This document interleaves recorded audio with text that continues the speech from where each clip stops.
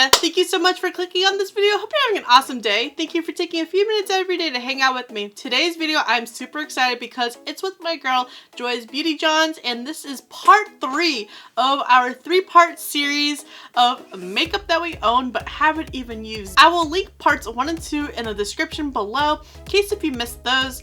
And if you are visiting from Joy's channel, welcome. Thank you so much for checking me out. I hope you subscribe and give this video a like before you leave. Just to quickly recap, part 1 was eyeshadow palettes that we haven't used. Part 2 was bronzers, blushes, and highlights. And part 3 are primers, setting sprays, foundations, and powders. Now, we were thinking of doing eyeliner, mascara, and lip products, but I found in my collection that I have used all of them. Most of my eyeliners, mascaras, and lip products I accumulate from my subscription boxes, and if I do buy a lipstick, I do try it right away to see if it works out for me. Sometimes when you're ordering on the computer, you can never tell if the shade is going to be skewed a little bit looking at a screen versus in person. So that's why I just didn't have any of those products to do a video on. This last part is definitely a lot more embarrassing because these products have a shorter shelf life, and my rule of thumb is if it's not growing anything, it's still good. Unless if the performance of the product isn't up to par anymore. Yeah, some of these are liquids and need to get used at some point. Without further ado,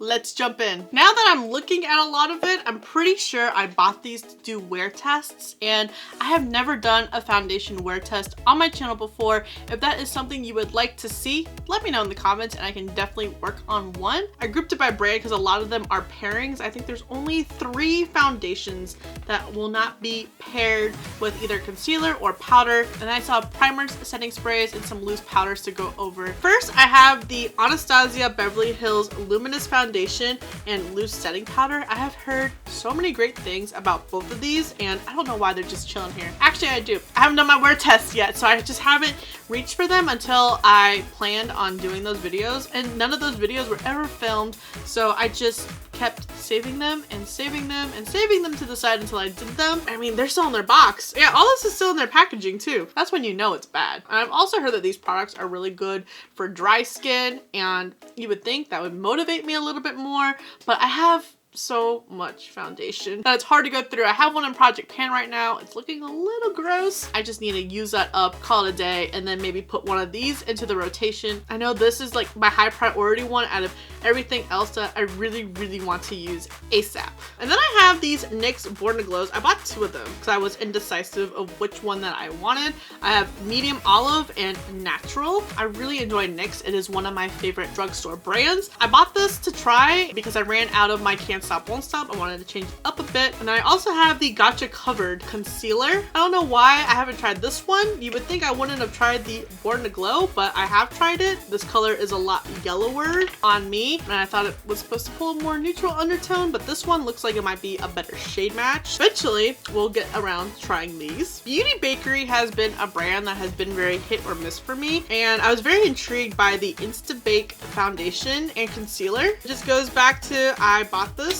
to do a wear test and we never got to it. Ooh, can you even see like a little separation going on over there? I think I bought this maybe in the summertime because it definitely looks a little bit deeper. Maybe I'll have to postpone this for the summer. Hopefully it won't be looking gross because I'll be very sad, but that's on me at this point. I was very intrigued when Juvia's Place released their foundation. I heard it's the most full coverage thing you could ever try, and I put some on my hand in store, and man, she a thick foundation. It doesn't look like you get a lot either. You get a fluid ounce. I think the price of it is maybe $20, so it's not terrible for a foundation. Also use the Ulta 350 coupons to save some extra coin. I also got the concealer. I'm a little nervous how the concealer is going to work out. I'm hoping it's not nearly as thick as the foundation because the foundation is supposed to be super matte as well, and I just haven't been liking very thick concealers under my under eyes these days. I really have been enjoying just more medium coverage. Thank you, Kylie, for ruining me. I don't know. There's just something about that concealer I absolutely just love right now, and every concealer I try, think of it. Never thought that would ever happen, but here we are. And I also have their stick foundation. I don't know why. I'm just not a stick foundation person, and I was like, well, Juvia's Place is one of my favorite brands. Maybe this one will work out. I don't know if that's going to be the case or not. And this powder, I've heard, actually doesn't have the best reviews, but we're going to see eventually. I know. I even talked about this a few times and everyone was like, where's your review? And here it is. It hasn't been done yet. I'm sorry. I was very excited when ColourPop launched their Pretty Fresh. I need something light in the spring and summer because I usually don't wear foundation out during those times because it's just too hot and I feel really gross. I sweat a lot because I am pretty naturally red, but I heard that this is super lightweight and there's hyaluronic acid in it as well, so that's gonna be good for my dry skin, even though I pull more oily during the spring and summer, so it kind of defeats the purpose. I figured with a good primer like No Problem, maybe my face will actually do well having that hyaluronic locked in, and maybe it can discipline the pores to not secrete. But I feel like this was also a nice color match for me. I bought these when they first launched, bought it through ColourPop's website through their shade matcher. I'm a little afraid that this concealer might be a little too light for me, but my hopes for this concealer was going to be that it's a little bit more medium and hydrating. I was hoping that I can maybe replace Kylie. I know I just raved about it like 2 seconds ago, but it is a little bit more expensive concealer. I mean, it's $20, where this is probably $5, so you could save $15. Till then, I'm gonna keep using that Kylie concealer. I feel like last year was the year of foundations because I also have the Urban Decay Stay Naked, and I wasn't a fan of the all-nighter foundation or concealer, but their original Naked foundation and concealer I like. I'm attempting to Project Pan the Naked concealer. I don't know if they just completely got rid of the line and revamped it, and now this is it. I think they also recently launched a powder. This also got really good reviews and raves, especially if you have dry skin, so we need to test this out. I wasn't a fan of the Benefit Be Happy foundation that came in like the square packaging, so I wanted to give this one a shot. Plus, look at that really cute packaging. Oh, I'm a sucker for it. That's why I bought the first one the first time. And then I bought the powder as well. I feel like this is a very bulky powder. No one uses these brushes, so I feel like it's kind of a waste right there. And then I got the Boing concealer. I used to really enjoy the Boing concealer that came in like the circle packaging. I don't know if they make that anymore. And this is the new Boing. Oh, it's cute. Oh, look at that packaging. Oh my gosh. Cakeless concealer. That's pretty bold. I know I bought this because I really love the OG Boing. I think I still have like a little bit in a compact with like their old eye primer, Lemonade. There's nothing growing in it. I feel like makeup is just so expensive that if you toss out something like you didn't get like your full money's worth, I just feel wasteful that I just try to get as much use out of it before I absolutely just have to cut the cord and say goodbye. That's where we're at right now. 3 foundations that I don't have their concealer or powders with. I bought the Flesh. I've heard mixed reviews of this foundation. I've either heard it's really good or it's really bad, but it's the Pure Flesh foundation. I think I could add this maybe into like my April or May Shop My Stash, pair it with some other powders and concealers and see. Then I have the Zoeva Natural Luminous foundation. I felt like maybe this is the cheaper version of the ABH foundation because it's like in very similar packaging and it has like the same spark words there, so I don't know. It seems pretty bougie. I feel like it might be a good shade match as well. I know I have foundation on, so it's hard to assess. And then I also have the Dose. Woo! Just going savage over here. I heard that this Dose foundation was gonna be good. I have the shade Medium Tan. You know, you get like the same foundation names like medium, medium tan, but each brand has their own definition of what that shade is going to be. I think that might be an interesting video. Just do 1 pump of each foundation into a bowl, mix it up and put it on your face and see, or half of your face with one foundation and another foundation on the other, just to compare what medium tan means to X, Y, and Z brand. Okay, now that we got the most embarrassing portion of this video out of the way, let's move on to primers, and I don't have as many primers as I thought I would. I have this IT Cosmetics Serum Collagen Veil Anti-Aging Primer. I think I bought this during a 21 Days of Beauty. It seems to make an appearance every 21 Days of Beauty. I just haven't tried it yet. IT products can be very hit or miss for me, but that IT and a Confidence Cream, definitely my favorite product that they've come out with. I also enjoy their CC Cream. Maybe it can work out with some of these foundations that I just mentioned, Flesh, Zoeva, or Dose. I also have 2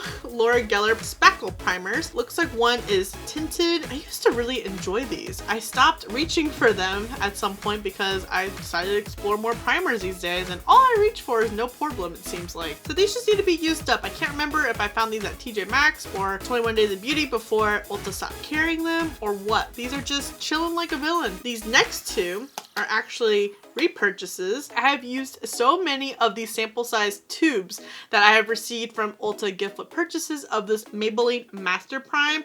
This is the Hydrate and Smooth one. I absolutely love it. I rave about this. I haven't used it in a while because of no problem. Sorry, Maybelline. But nonetheless, it is a really good primer. I do find it super hydrating. It works well with so many different foundations. I feel like once you use no problem, the bar is set up so high that you don't want to use anything else. And then I actually repurchased the Dr. Brandt Pores No More Luminizing Primer. I really like this. I don't really know if it does much illuminizing, but it really does cover up your pores. And this was the primer I used on my wedding day. One of the catchphrases from me was, I have no pores. This is exactly how I achieved no pores on my wedding day. I think I was running low on my current tube and I bought one of these during Boxy pop-up. I think it was like $5 and this is normally like a $40 primer. Whew, she ain't cheap. I have a few loose powders. One I don't think I'm ever going to use ever again because it's so good and it really truly was limited edition. And MAC makes their own powder, but the Patrick powder, I think they stepped it up a notch. Like, this is a total collector's item. I used it once. I should have bought another one when it relaunched and I didn't because I just had so much of it, but I should have bought that one to actually use. This set my makeup like no other. And it's not a banana powder either. That's the thing. What is in here that made it so good? Also have this Rimmel powder that went on clearance at Target one time. I really enjoyed the pressed powder that Rimmel came out with. I actually have used up 2 of them back in the day. It was before I was really into makeup. That was like my holy grail. Always needed it for class, recruitment, job interviews, work. Yeah, like that was such a good product. So I wanted to try the loose version and I figured for $2.50 can't go wrong, and I never used it. It's just chilling here. So much product for $2.50 though. Then I have this Urban Decay powder. Maybe this powder goes with the foundation and concealer that I got. Urban Decay's powders have always been kind of hit or miss for me. I think like I get sucked into the really pretty packaging than what actually the powder does for me. I wanted to try the infamous Peach Perfect. I know it does smell like peaches. I've heard really good things about it. I actually really enjoyed the Tutti Frutti one. Maybe it's because it's more of a luminous powder that I really like what it does for my under eyes. It just has like that nice bright effect without flashback. So I wanted to see how the peach one rivaled it, and I think I got this in a duo at Sephora with the primer. I've used the primer, I just haven't used the powder. Sometimes I question myself, why do you buy so much loose powder? Because you don't really use it, because I hate wearing concealer. Because for me, concealer is a step that I can just skip, and I really only use loose powder when I set my concealer, sometimes my T-zone if it's spring or summer. And then I have some pressed setting powders. I don't know if I'm ever gonna use this Laura Geller color corrector. I really like the e.l.f. one. I don't think I've ever done a video of how I used to do my makeup. That would be interesting. One of my favorite steps after you put it on your primer, what I would do is I would take the e.l.f. one. It has like green, yellow, pink, and blue in the quadrants. And I would just take a brush, probably like a brush like my Morphe G36 brush, and I would just swirl the crap out of it and place it on my face first, and then I would go in with foundation. I don't know if it actually made my foundation look good, if it helped, but that was just one step that I really enjoyed doing. I thought it was helping conceal my redness. Whether or not that was true, that was something that I did, and I wanted to try Laura Geller's version. I have tried the Stila one. The Stila one wasn't bad. Stila's was in a loose powder. Then I have the Maybelline Fit Me. This is the translucent one. I don't know why I just didn't get a foundation shade and I got translucent. But I used to set my face with translucent pressed powders like the Rimmel one, as I talked about earlier. Everyone always raves about this Maybelline one and I wanted to try it for myself. I'm a little terrified to use this Ofra one, that it might cause maybe flashback. I had a NYX one similar to this and I didn't like it, and that's why I've been holding off on using the Ofra one. Plus it's in old packaging, so I'm not sure how old this one is. I mean, I don't see anything. I like the banana one though. Oh, this looks old too. Is it a bronzer?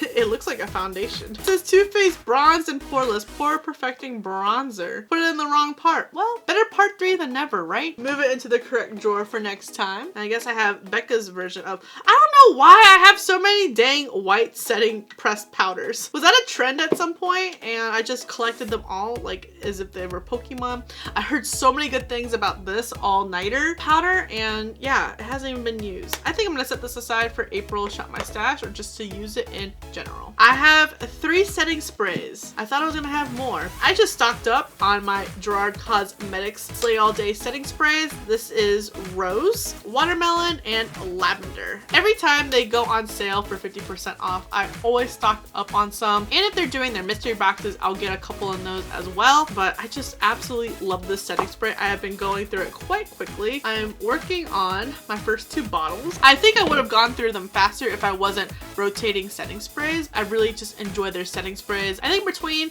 the really nice smelling scents and how the setting spray locks in my makeup and how it wears throughout the day, that I will just continue to buy them. I have tried the ones behind me. Those were the Rich Luxe ones, the mint and the dreamsicle. Oh, those smelled so good. And I'm glad this one wasn't as bad, because foundation does have a little bit of a shorter shelf life than the rest of these products. Eventually, we'll make it through them. Definitely know that the Slay All Day setting sprays for sure will get used at some point. It's just, will everything else get used? I hope you guys enjoyed this series. It was very embarrassing to do. A, it's a lot of money. 2, I haven't even tried any of these products yet. This series is no means to brag. It's just showing my intentions of why I bought it, why I haven't used it yet, and reasons why I am cutting back on my spending, and that's why I am working on Shop My Stash and Project Pans. But it's something that I really do enjoy. I love being able to test out new products and giving you guys my feedback, and I hope you guys find it super helpful. That's why I do what I do. Don't forget to check out Joy's video to see what primers, foundations, powders, concealers, and setting sprays she might have that she hasn't used yet. Stay tuned to see what else we have up our sleeves. Thank you so much for watching. I really hope you enjoyed this video. Don't forget to subscribe before you leave, and if you don't, I appreciate your view anyways, and I'll see you in the next video.